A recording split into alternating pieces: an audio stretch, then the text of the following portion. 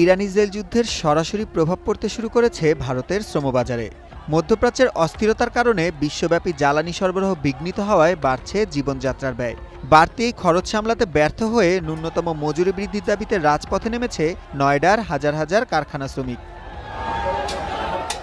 মাসিক বেতন 20,000 রুপি করার দাবিতে 4 দিন ধরে চলা আন্দোলন সকালে সহিংসতায় রূপ নেয়। পরিস্থিতি নিয়ন্ত্রণে আনতে পুলিশ টিয়ার শেল এবং লাঠিচার্জ করলে পুরো শিল্পাঞ্চল রণক্ষেত্রে পরিণত হয়। শ্রমিকদের দাবি, বর্তমান বাজারে এই সামান্য বেতনে বেঁচে থাকা তাদের জন্য অসম্ভব হয়ে পড়েছে।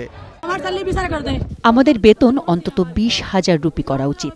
আমাদের অন্তত এইটুকু পাওয়া উচিত, তবেই আমরা নিজেদের টিকিয়ে রাখতে পারব। তা না হলে এই প্রতিবাদ চলতেই থাকবে।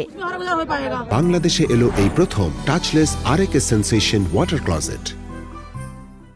বিক্ষুব্ধ শ্রমিকরা বেশ কিছু গাড়ি উল্টে দিয়ে সেগুলোতে আগুন লাগিয়ে দেন। তাদের অভিযোগ, সুপ্রিম কোর্টের নির্দেশ মেনে পাশের হরিয়ানার গুরুগ্রামে মজুরি বাড়ানো হলেও নয়ডায় তা করা হচ্ছে না।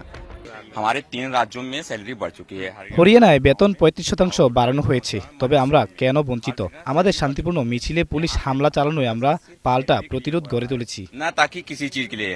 উদ্ভূত পরিস্থিতিতে উত্তরপ্রদেশ সরকার শ্রমিকদের শান্ত হওয়ার এবং আলোচনার মাধ্যমে সংকট সমাধানের আহ্বান জানিয়েছেন।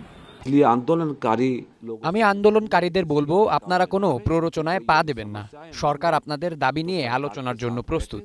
যে কোনো সমস্যার সমাধান আলোচনার মাধ্যমেই সম্ভব। সহিংসতা বন্ধে পুরো এলাকায় বাড়তি পুলিশ মোতায়েন করা হয়েছে। তবে ন্যূনতম মজুরি বৃদ্ধি নিয়ে সরকার বা মালিক পক্ষের সুনির্দিষ্ট কোনো ঘোষণা না আসা পর্যন্ত আন্দোলন চালিয়ে যাওয়ার ঘোষণা দিয়েছে শ্রমিকরা। সুলাইমান সবুজ, ওয়ান ইন্টারন্যাশনাল ডেস্ক।